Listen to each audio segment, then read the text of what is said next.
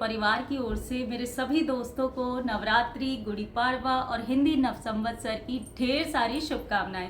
माता रानी आप सभी के जीवन में ढेर सारी खुशियां लेकर के आए। आज है नवरात्रि का पहला दिन। सुबह सुबह माता की चौकी लगाई, स्थापना की माता की और उनको वस्त्र आभूषण पहना करके उनको स्थापित कर दिया है। पूजा हो गई है सुबह सुबह की और माता को भोग लगा दिया है मैंने फ्रूट्स का, दूध का और पंचमेवा का। सुबह सुबह इन्हीं चीज़ों का भोग लगता है। और मेरे ठाकुर जी को भी नए वस्त्र पहनाए हैं, इतने प्यारे लग रहे हैं कि बस नज़र ना लगे।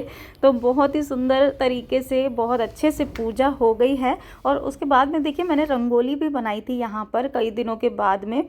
और वैसे तो मैं रोज़ ही बनाती हूँ, लेकिन कई बारी क्या होता है ना कि गैप भी हो जाता है, 1-2 दिन का, 2-4 दिन का भी हो जाता है कई बारी। तो आज मैंने पहला दिन था तो इस तरीके से रंगोली बना दी। यहाँ पर माता के चरण बनाए रंगों से और बीच में एक रंगोली बनाई है। वैसे चरण पूजन वगैरह तो होता ही है। और पूजा के बाद में मैं गई थी थोड़ा सा मार्केट, तो वहाँ से लेकर के आई थी कुछ फूल। तो फूलों को ला करके, मतलब फूलों को देख करके ना मन खुश हो जाता है। तो यहाँ पर ये गुलाब के फूल लेकर के आई थी बाद में। वैसे तो मेरे पास थे पूजा के फूल, वो गेंदा वगैरह के फूल चढ़ाए थे, लेकिन ये फूल लेकर के आई थी तो इससे मैंने उर्ली वगैरह भी सजा दी और घर में और जगह भी सजा दिया। आज है नवरात्रि का दूसरा दिन और आज कोई वीडियो तो आप सबके साथ में शेयर नहीं करना था क्योंकि मैंने कोई वीडियो शूट नहीं किया था कल। और क्यों, इसका रीज़न ये था क्योंकि कल पहले तो पहला दिन था नवरात्रि का, तो पूजा में और आप सभी को पता है काफ़ी टाइम लग जाता है। उसके बाद में घर के कुछ और काम आगे थे अनवांटेड से और उसके बाद में मेरे घर के सामने ही एक प्रोग्राम था तो उसको अटेंड करना था, जिसके कारण से मैं कल कोई भी शूट नहीं कर पाई। और व्रत भी रहता है तो थोड़ा सा होता ही है इस करके। लेकिन आज मैं आप सबके साथ में शेयर करी हूँ। आज नवरात्रि का सेकेंड डे है और मुझे खुशी है ये वीडियो आप तक आज ही पहुंच जाएगा। आप सबके साथ में शेयर करने का ये रीज़न था कि आप में से किसी फ्रेंड का मेरे पास कमेंट आया था कि नवरात्रि के भजन में आप सबके साथ में शेयर करूँ, तो एक भजन शेयर करूँगी और कुछ कॉमेंट का रिप्लाई भी करूँगी जो कि मैंने काफ़ी टाइम से पेंडिंग में डाले हुए थे कि उनको मैं लाइव आकर के रिप्लाई करूँगी। काफ़ी दिनों से सोच रही थी लाइव आने का, लेकिन वो हो नहीं पा रहा है, पता नहीं कब होगा। अचानक से एक सरप्राइज दूंगी आप सभी को किसी दिन। तो अभी उन कमेंट का रिप्लाई करती हूँ, फिर आपको सुनाऊंगी नवरात्रि का एक सुंदर सा भजन। एक कमेंट जब मैंने अपने ऑर्गेनाइजर शेयर किए थे तो उसमें एक कमेंट आया था कि आपकी क्रॉकरी यूनिट की शेल्फ की हाइट कितनी है, जो इन बिटवीन गैप होता है वो कितना है। तो वो लगभग आपने देखा ही, मैंने आप सबके साथ में शेयर कर दिया है, तो आप देख लीजिएगा। जो ऑर्गेनाइजर हैं वो कम स्पेस में आ जाते हैं, यही रीज़न था कि मैंने उनको परचेज किया था। नेक्स्ट क्वेश्चन है अंकिता कॉर्नर, और काफ़ी सारे लोगों ने सेम चीज़ पूछी है मुझसे कि जो मैंने अपना पेंट्री ऑर्गेनाइजेशन दिखाया था, पेंट्री ऑर्गेनाइजेशन में सभी लोगों को, ज़्यादातर फ्रेंड्स को मेरे जो ग्लास कंटेनर हैं वो काफ़ी पसंद आए थे। तो वो आज मैंने नहीं लिए, लगभग 3 से 4 साल हो गए, 4 साल से भी ज़्यादा हो गए होंगे। तो वो मैंने परचेज़ किए थे, ऑनलाइन ही परचेज़ किए थे। अगर मुझे लिंक मिल गया तो इसी वीडियो के डिस्क्रिप्शन में मैं ऐड कर दूंगी। उसी के ऊपर काफ़ी सारे क्वेश्चन ये भी थे कि जार ट्रांसपेरेंट हैं तो नाम लिखने ज़रूरी नहीं। ऐसा बहुत सारे लोगों ने बोला था कि आपने ट्रांसपेरेंट डब्बों पर नाम लिखे हैं, क्यों लिखे? तो इसके 2-3 रीज़न हैं। देखो, 1-2 तो खुद ही आप लोगों में से किसी ने बोल दिया था कि नाम लिखने से वॉश करने के बाद में रिफिलिंग ईजी रहती है ना, तो नहीं तो कंटेनर जो है वो चेंज हो जाते हैं। दूसरी चीज़ ये है, उससे कोई फ़र्क नहीं पड़ता। दूसरी चीज़ ये है कि अगर नाम लिखे हों कंटेनर के ऊपर तो देखने में अच्छा सा लगता है। ग्लास कंटेनर है, उसमें ट्रांसपेरेंट या पेपर का या जो भी है वो देखने में अच्छे लगते हैं। एक प्रॉपर ऑर्गेनाइज फॉर्म में हम उन चीज़ों को, मतलब एक विजुअली अगर आप देखो तो वो अच्छा लगता है। तीसरा रीज़न ये भी है कि हमेशा तो हम किचन में रहते हैं, लेकिन हमारी एब्सेंस में, जैसे कि हम बाहर गए हैं या फिर हमारी तबीयत ख़राब है या बहुत सारे रीज़न होते हैं, तो घर के जो बाकी मेंबर हैं उनको तो आपकी ग्रॉसरी का इतना आइडिया नहीं होता। फॉर एग्जांपल जैसे मेरी डॉटर है, कभी मेरी तबीयत ठीक नहीं होती तो कभी कुछ है, एक जैसे सिमिलर दिखने वाली चीज़ें जो है अगर नाम ना लिखो तो उसमें कन्फ्यूजन हो जाता है। जैसे कि पीली दाल कई तरह की होती है ना, जैसे अरहर भी होती है और चना भी होती है, मूंग भी होती है। अब किसी को, बच्चे को बोलोगे आप पीली दाल निकाल दो तो वो कौन सी निकालेगा, है ना। तो इस करके नाम लिखने से इजी रहता है। इतने सारे DIY प्रोजेक्ट बनाते हो, उनका क्या करते हो, कुछ महीने ही अच्छे लगते हैं, उसके बाद तो बेकार हो जाते हैं। बिल्कुल ठीक कहा आपने कि कुछ महीने ही अच्छे लगते हैं, उसके बाद में बेकार हो जाते हैं। लेकिन उसमें भी कंडीशन है, अगर आप कुछ चीज़ें बाजार से परचेज करके उनका डीआईवाई करते हो तो वो लॉन्ग लास्टिंग रहते हैं, उनको आप जितने टाइम तक यूज़ करना चाहो उतने टाइम तक यूज़ कर सकते हो। उसमें भी कई चीज़ें हम जैसे कार्डबोर्ड वगैरह को निकाल करके बनाते हैं, तो उसमें भी बहुत सारी चीज़ें ऐसी हैं जो लॉन्ग लास्टिंग रहती हैं। उनको आप केयर अच्छे से करेंगे तो बहुत अच्छे से रहेंगी। अगर आप उनको रफली यूज़ करेंगे तो वो जल्दी ख़राब हो जाएगी। अगर आप रफली यूज़ करते हैं और वो ख़राब भी हो गई है तो उसमें बाजार से बहुत कम पैसे लगे हैं। आप नया कुछ ट्राई कर सकते हैं, कुछ भी नया क्रिएट कर सकते हैं, तो उससे क्या होगा कि आपके घर का लुक भी चेंज हो जाएगा। और अगर आपको डेकोर चेंज करते रहना पसंद है तो डीआईवाई करें। उससे क्या होता है कि जब वो खराब हो जाए तो आपको दुख नहीं होगा, है ना। मेरे घर में बहुत सारी जगह पर आपको मेरे डीआईवाई मिल जाएंगे। इनफैक्ट अगर मैं बात करूँ तो मेरे लिविंग एरिया की ही बात करूँ तो यहाँ पर भी मैंने 8 से 10 अपने डीआईवाई बना करके लगाए हुए हैं। यहाँ सामने एक फ्लावर वेस है, फिर यहाँ पर एक छोटा सा स्टूल रखा है। उसके बाद में मैंने डाइनिंग टेबल पर जो कवर लगाया है वो भी मैंने खुद ही बनाया। कुल मिलाकर के बहुत सारे डीआईवाई हैं जो मैं घर में यूज़ करती हूँ और टाइम टाइम पर उनको चेंज करती हूँ। अच्छा, एक कमेंट कहूँ इसको या धमकी कहूँ वो चीज़ मुझे समझ में नहीं आ रही। एक कमेंट था, मैम मुझे 6 सीटर डाइनिंग टेबल लेना है, क्या आप मुझे गाइड कर सकते हैं कि आपकी टेबल की लेंथ कितनी है। ठीक है, तो इसको मैंने देखा नहीं था 2-3 दिन तक, तो मैं उसका रिप्लाई नहीं दे पाई थी। उसी के थोड़ी देर के बाद में उनका अगले दिन शायद मेरे ख्याल से या उसी दिन जब भी आया था कमेंट आया था, मैम आपने रिप्लाई नहीं किया, कल मैंने आपसे बस इतना ही पूछा था कि आपके डाइनिंग टेबल की लेंथ कितनी है, क्योंकि मुझे भी 6 सीटर डाइनिंग टेबल लेना है, पर लगता है आप सिर्फ हमसे लाइक की ही उम्मीद करते हैं, बिजी तो हम भी हैं आपकी ही तरह। अब देखिए क्या होता है, मुझे तो कोई दिक्कत नहीं है, मैं अपनी डाइनिंग टेबल की लेंथ एंड विड्थ मेजर करके आपको बता दूंगी, लेकिन उससे आपकी प्रॉब्लम सॉल्व नहीं होगी मेरे अनुसार।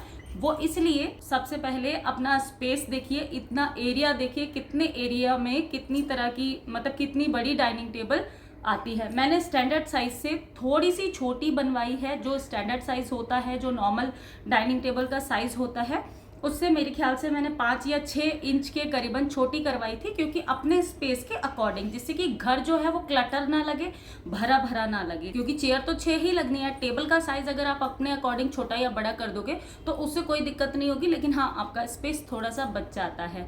तो वो स्लीक चीजें ना मुझे ऐसा लगता है देखने में अच्छी लगती है। अब जैसे कि मैंने अपना ये सोफा लिया था, तो सोफा जिस टाइम लिया था मुझे उतना पसंद था, लेकिन अब ये मुझे उतना पसंद नहीं आ रहा है। पिछले काफी टाइम से, मैं बहुत टाइम से सोच रही हूँ, और इनफैक्ट इसके साथ में ना चेयर भी बहुत कम है, तो मुझे ना बेडरूम के लिए चेयर चाहिए थी, वो मैं बहुत टाइम से सर्च कर रही हूँ। अगर कहीं पर अच्छी मिली तो लूँगी, और होता है ना बेडरूम के साइड में, और यहाँ पर भी लगाने के लिए चाहिए थी, लेकिन यहाँ मैं इसलिए नहीं लगा रही हूँ क्योंकि अगर मैं यहाँ पर भी चेयर लगा दूंगी तो मेरा जो लिविंग एरिया है वो थोड़ा सा क्लटर दिखेगा।